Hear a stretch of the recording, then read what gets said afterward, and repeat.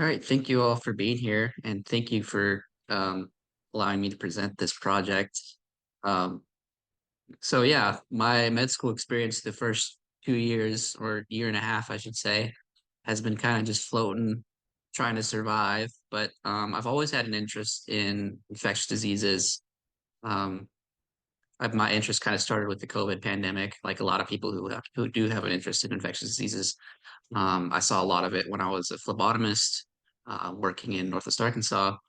Um, and then out of all the subjects that we learned first year, infectious diseases was my favorite subject um, that we learned about. So I heard about this opportunity for the Wenner Medical Student Research Fellowship, where I got to work under Dr. Susana Chavez Bueno, who was an infectious disease specialist at Children's Mercy, and it was a really great opportunity where um, I also got to round with infectious disease specialists and do a bunch of things that medical students usually don't do. And so I was extremely grateful for that opportunity. But yeah, so this is the presentation that I had to give. Well, I've added stuff to it, but this is more or less the presentation I had to give as part of the requirements for that internship. So I will go ahead and get started. It's only about a 10-minute presentation. So here we go. So E. coli is a major cause of neonatal sepsis in the US and no prevention currently exists. Another major neonatal pathogen that causes neonatal sepsis is group B strep. However, early onset sepsis caused by E. coli is associated with greater mortality in newborns than early onset sepsis caused by group B strep. A recent study found that 31.8% fatal neonatal sepsis cases were caused by E. coli compared to 5.7, which are caused by GBS. Several strains of E. coli isolates have been found to be resistant to typical antibiotics used to empirically treat neonatal sepsis, which commonly include ampicillin and gentamicin.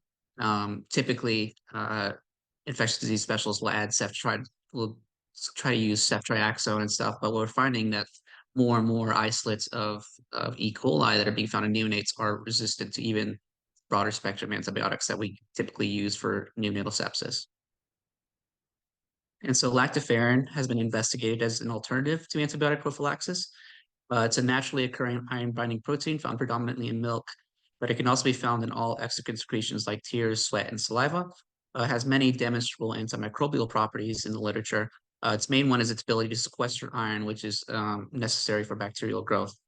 It has also been shown to have antifungal, antiviral, pro and anti-inflammatory properties, and immunomodulatory effects like stimulating T cell differentiation. And it has also been shown to modulate intestinal and vaginal microbiota. There have been some clinical trials that shown that lactoferrin has reduced incidence of late onset sepsis, but overall clinical data is pretty limited. Many of these studies have been done with bovine lactoferrin. Bovine lactoferrin shares around 77% homology with human lactoferrin, and it's much more easily available than human lactoferrin for obvious reasons. And bovine lactoferrin has shown clinical effectiveness, but the specific effects of it on the in vitro growth of E. coli strains has not been studied. And moreover, the prevalence of the iron acquisition virulence genes in invasive neonatal E. coli strains has not been described. So that was also one of our goals for this project. So these are our objectives. Determining the effects of bovine lactoferrin on the in vitro growth of neonatal E. coli isolates, and to determine the presence of iron acquisition genes. And our hypothesis was that the growth rates of these E. coli isolates would decrease as the concentration of bovine lactoferrin increases, regardless of the presence of the iron acquisition virulence genes. So we tested 6 clinical neonatal sepsis-causing E. coli strains, including the archetypal RS218, and these strains represent the most frequent phylogroups and multi-locus sequence types among the most frequent neonatal sepsis isolates in the US. And phylogroups and multi-locus sequence types are basically ways in which we classify the different strains genomically.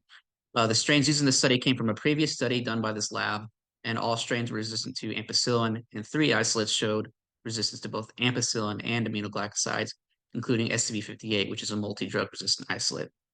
We also use the non-pathogenic DH5 alpha strain as a control strain. So the strains were grown in media containing 0, 0.1, 1, and 10 milligrams per milliliter concentrations of bovine lactoferrin. The optical density values were measured every 30 minutes for 20 hours at 37 degrees Celsius, which isn't ideal. Hopefully, usually you want to do it for longer than that, but we only had the machine for 20 hours a day. So that's as long as we could go. Area under curve OD values were measured over time or compared over time with one-way ANOVA. and the whole genome sequencing was obtained using a program called Virulence Finder. So here are our results. So these are the growth curves of the first 4 clinical isolates. On the y-axis of each growth curve, we have the optical density values at 600 nanometers, which is the wavelength of the light that was transmitted through the wells. And on the x-axis is time in hours with readings done every half hour or so. Well, every half hour, not or so. Each curve line represents the growth of each strain at the corresponding bovine lactoferrin concentration. So on the top left for SCB12, the blue growth curve on the top is SCB12 with no bovine lactoferrin, and the yellow is SCB12 with 0.1 mg per mil. Light blue is 1, and green is 10 mg per mil. And the orange line on the bottom is the LB broth only curve, which didn't show any growth because there was no bacteria added. So that was just to confirm there was no contamination in any of our assays. For each curve, the optical density increases as the bacteria grew over 20 hours, but you can see that as the bovine lactoferrin concentration increases, the OD values for each strain decrease. The purple asterisk next to each line, whether they have one or not, indicates if there was a statistically significant difference between the growth of the bacteria at that condition compared to the 0 mg per mil condition. Excuse me. And so SCB31 on this slide was only one for which concentration at 0.1 mg per mil was also significantly decreased at that condition. And next slide, we have more growth curves. So these are our last 2 clinical isolates, SCB61 and RS218, as well as the DH5 alpha strain. For both, we saw a statistically significant decrease in growth only at the 10 mg per mil conditions as compared to the 0 mg per mil condition. I'll just let you look at that for a second. DH5 alpha obviously showed the greatest difference in growth with a 10 mg per mil, which is almost parallel to the LB broth only curve, which is pretty interesting. So this is a summary of our results. The y-axis are the average area under curves for each growth curve, and the x-axis is just the different strains growing at the different ELF concentrations. The asterisks indicate statistically significant differences compared to the 0 mg per mil bovine lactoferrin condition. The p-value of less than 0.05. The double asterisks indicate statistically significant difference with a p-value of less than 0.001. In summary, you can just see that all strains show decrease in growth as the bovine lactoferrin concentrations increase. So this table looks like a lot. I showed this to you basically. These are some of the genes that are found in each of these isolates. I'd like to point out that for SCB58 showed the most iron acquisition virulence genes, and it's also the one with the highest resistance to antibiotics. So that's subject for a future study in which we determine how much of these genes affect statistically the resistance to antibiotics. But basically, I show you this table to say that no matter how much iron acquisition virulence genes these bacteria strains have, and this is a pretty decent amount. I don't know what's considered a super significant amount of genes just for obtaining iron, but regardless of the presence of these genes, it's bovine lactoferrin still worked, is what I'm trying to say.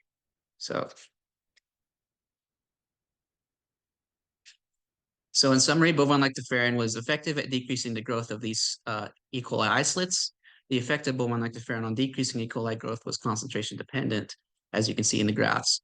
And the bovine lactoferrin impaired the growth of E. coli regardless of the presence of iron acquisition genes. So bovine lactoferrin, we think, is a promising candidate for the prevention and treatment of E. coli neonatal sepsis. E. coli susceptibility to specific bovine lactoferrin concentrations in vitro could hint at potential dosing regimens. And studies using animal models to assess bovine lactoferrin's antimicrobial effects are underway in Dr. Chavez Bueno's lab. I should mention that each of these strains have been completely sequenced, but their genomes haven't been characterized, so it'd be also especially crucial to figure out which virulence factors could contribute to lactoferrin susceptibility and additional mechanisms of lactoferrin's antimicrobial effects. And finally, additional clinical trials are needed to determine the safety and efficacy of lactoferrin as an intervention against E. coli neonatal sepsis. I think the safe amount in neonates is like a couple 100 milligrams per kilogram. So that's pretty decent amount. And in this study, we only used up to 10 milligrams per milliliter. So in studies we're doing now, we're using more and more Lactoferrin. I'm not sure exactly on the results of those yet, but yeah. So I'd like to acknowledge the family of Herbert A. Wenner. Um, I'll send them a recording of this. So basically, Herbert Wenner was a pediatric infectious disease specialist back in the, I guess, the later half of the 20th century. He was at KU. He was one of the few doctors who received the grant to work on the polio vaccine under Jonas Salk. And so there's a lot of correspondence between him and Jonas Salk. And what his family did is, as a memory of him, they started a fund to support the program that I did to try and get medical students interested in infectious diseases. And so my internship was paid and supported by them. And so I'm extremely grateful, thankful for them. And also, I'd like to thank my co-authors and especially my PI, Dr. Susana Chavez Bueno, for their guidance through this whole process. So here's my references, and thank you. There's my email at the bottom.